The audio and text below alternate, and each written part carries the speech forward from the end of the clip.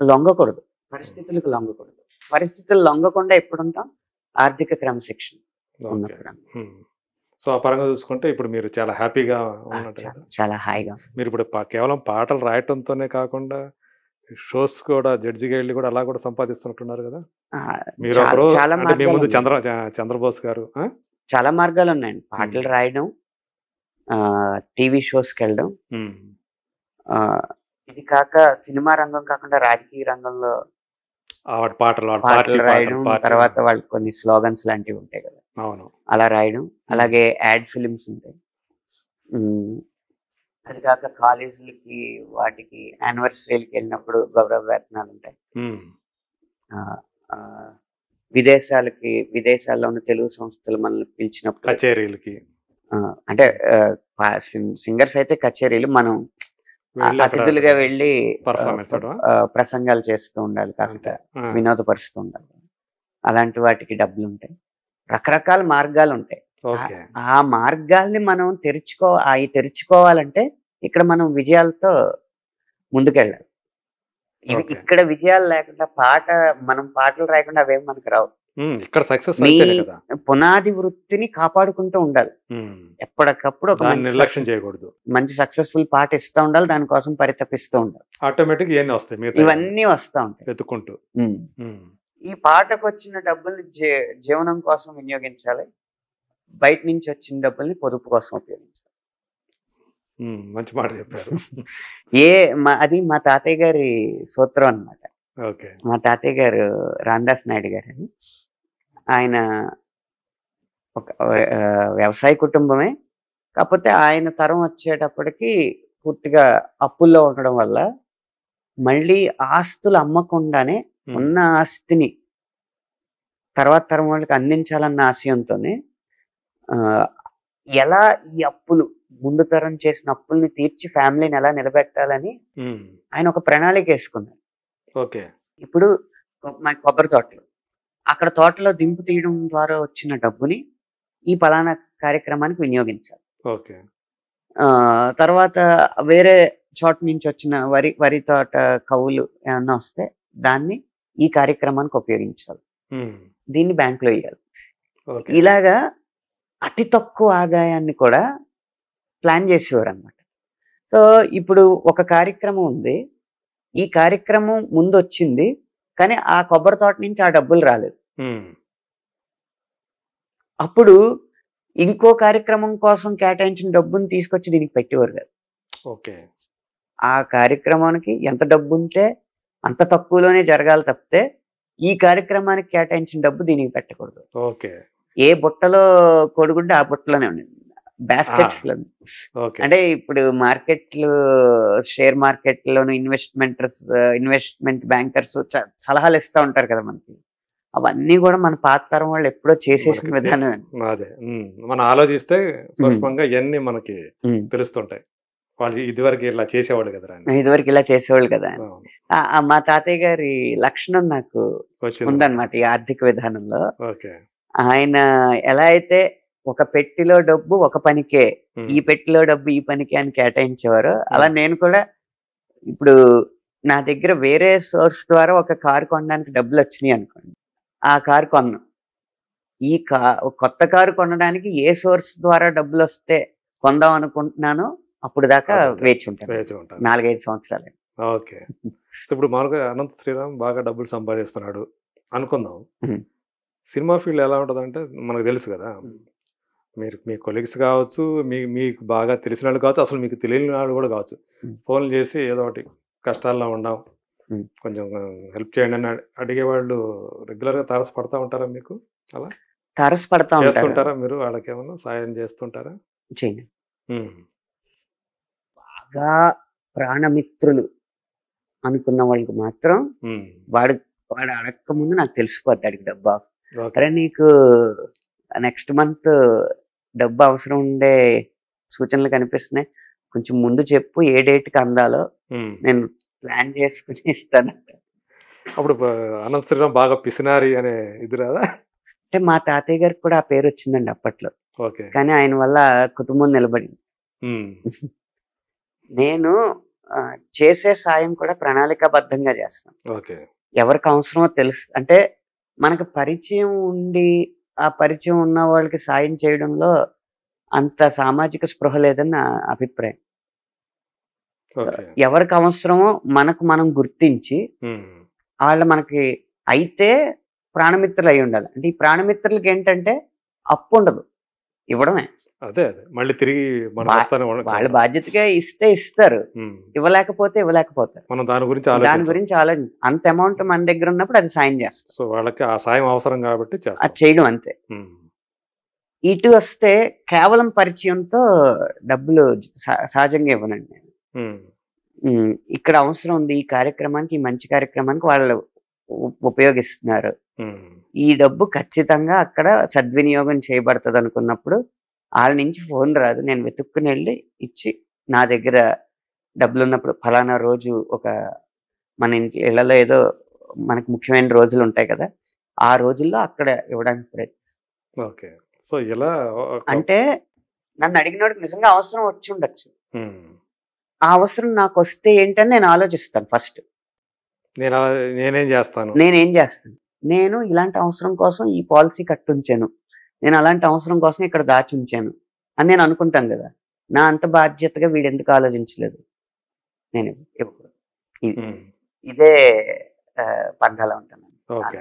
దీనివల్ల మీకు అంటే మీ నోటీస్కి వచ్చినా ఇట్లా మిమ్మల్ని ఎట్లా అనుకోవటం ఇలాంటి కేసులు ఏమి ఇప్పుడు రాలేదండి, నోటీస్కి ఏం రాలేదు. అదేలే, అంటే వాళ్ళు ఏమని అనుకుంటే మీకు తెలియదు, అది తెలీదు.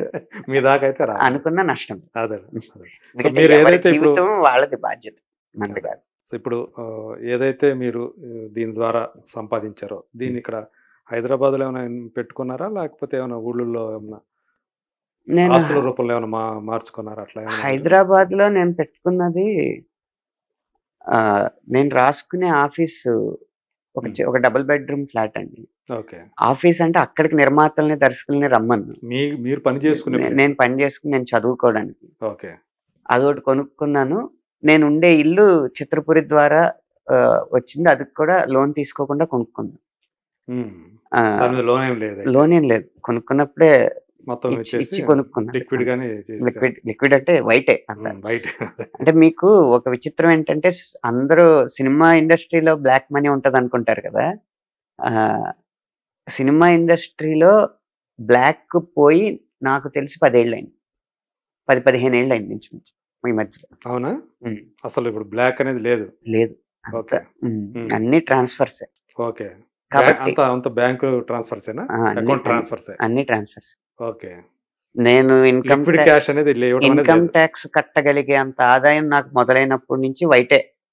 నా ఇన్కమ్ ట్యాక్స్ ఎప్పటి నుంచి మొదలైందో అప్పటి నుంచి వైటే వస్తుంది. ఓకే.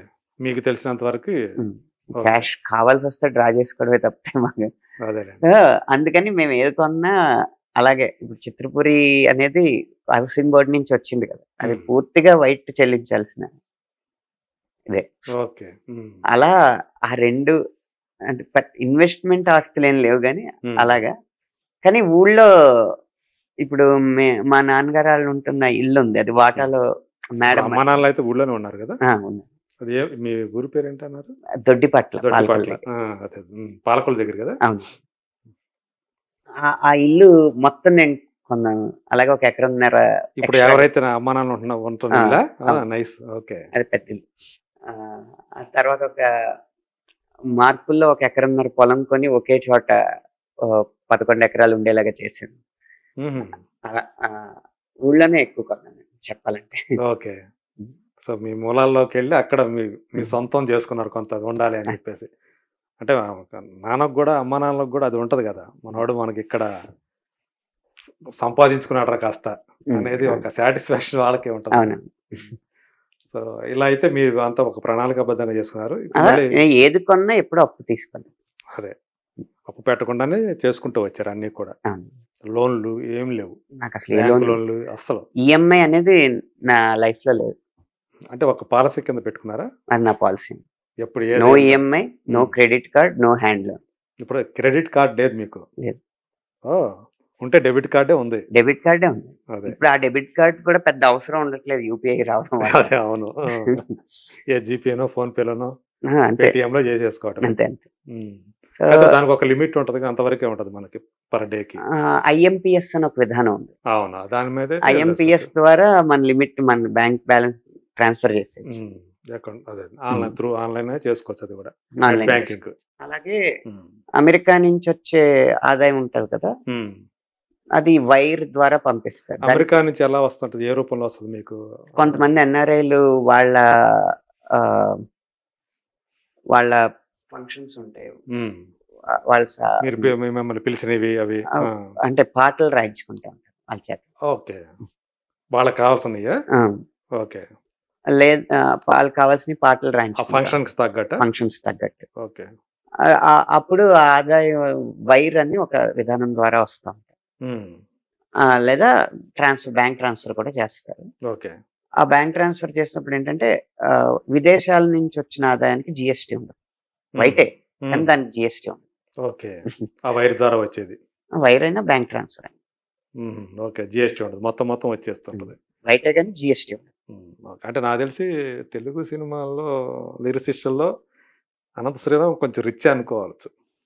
రిచ్ కాదండి, అంటే రిచ్ ఇన్ ద సెన్స్ ఇప్పుడు అంటే రైటర్స్ దాని వరకు ఆదాయపరంగా అంటే రిచ్ అవ్వాలంటే ఇన్వెస్ట్మెంట్లు బాగా పెట్టగలగాలి.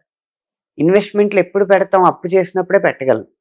ఇప్పుడు ఒక పెద్ద ఇల్లు కొనాలనుకోండి, ఇవాళ మనకి నాకు లోన్, నేను కట్టే ట్యాక్స్ కి నాకు లోన్ 1.5 2 కోట్లు లోన్ వచ్చే అర్హత ఉన్నా నేను ఎప్పుడు తీసుకోను. మా ఆడిటర్ గారు కూడా లోన్ తీసుకోవాలండి ట్యాక్స్ కలిసి రావాలంటే, ట్యాక్స్ కలిసి రాకపోయినా పర్లేదు నాకు అప్పు వద్దంట. ఓకే, కావాలంటే గవర్నమెంట్ కట్టేద్దాం, అది ట్యాక్స్ అంతే, అంతేగాని. సో అది ఏమవుద్ది, ఈ రోజు 2 కోట్లు లోన్ తీసుకుని ఒక ప్రాపర్టీ కొనగలిగాం అనుకోండి. ఉదాహరణకి మై హోమ్ భూజా అని ఉంది, అవును, అది ఒక టైంలో 7,500 8,000కి స్క్వేర్ ఫీట్ అమ్మారు. ఇప్పుడు 22,000 నుంచి 23,000 వరకు ఉంది స్క్వేర్ ఫీట్. అలాంటి ఆస్తి అప్పుడు 2 కోట్లు అప్పు తీసుకుని కొంటే ఆ అప్పు 2 కోట్లు కడతా ఉంటాం, దీని విలువ 3 రెట్లు పెరుగుతుంది, 6 కోట్లు అవుతుంది. అలా రిచ్ అవుతాం.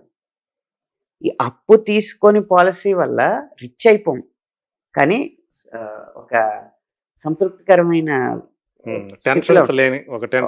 ఒక హాయ్ ప్రశాంతమైన జీవితంలో ఉంటాం.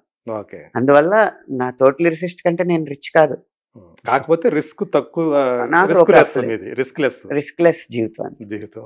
నాకన్నా ప్రశాంతంగా హ్యాపీగా మీ లైఫ్ నడిచిపోతా ఉంటుంది అంతే. సో మీ లిరిసిస్టుల్లో మీకు అందరితోటి సత్సంబంధాలుగా ఉండేది? సత్సంబంధాలే ఉన్నాయి. ఇది ఏదో మొహమాటం కోసం లౌక్యం కోసం చెప్పేది కాదు. మీరు చెప్పిన లెక్క ప్రకారమే చాలా పాటలు తక్కువ లిరిసిస్టులు ఉండడం వల్ల ఎవరి పని వారికి ఉంది. అదే అండి, ఎవరి పని వారికి ఉన్నప్పుడు ఒకళ్ళు పని ఉన్నప్పుడు పగ ఉండదు. ప్రొఫెషనల్ రైవలరీ అనేది లేకపోతేనే అది ఆలోచిస్తుంటాం, ఎవరి స్థాయి పని వారికి ఉందన్నమాట. అందువల్ల ఒకళ్ళు ఒకళ్ళు కొట్టే పరిస్థితి లేనప్పుడు ఒకళ్ళ మీద ఒకళ్ళకి కోపం ఎందుకు ఉంటుంది? చంద్రబోస్ గారితో మీకు ఎలాంటి రిలేషన్? చాలా మంచి రిలేషన్. ఎందుకంటే మీ ఇద్దరే టీవీ షోస్ లో ఎక్కువ దున్నేస్తున్నారు పాటలకు సంబంధించిన. ఒకే షోలో కాదు కాదు, ఒకే షో, కానీ ఇలా అమెరికాలో వెళ్ళినప్పుడు కానీ ఆడియో ఫంక్షన్స్ లో కలిసినప్పుడు కానీ ఇంకా నువ్వేం రాస్తున్నావు అని పెద్ద అడిగే క్వశ్చన్లు ఏమి ఉండవు. ఎవరో వాళ్ళ తగ్గట్టు వాళ్ళు రాస్తానే ఉంటాం కాబట్టి సరదాగా ఈ లోకం విషయాలు మాట్లాడుకుంటా నవ్వుకుంటా ఉంటాం. సో ఆయన అంటే తెలుగు సినిమాకి ఒక ఆస్కార్ అవార్డు వచ్చింది ఒక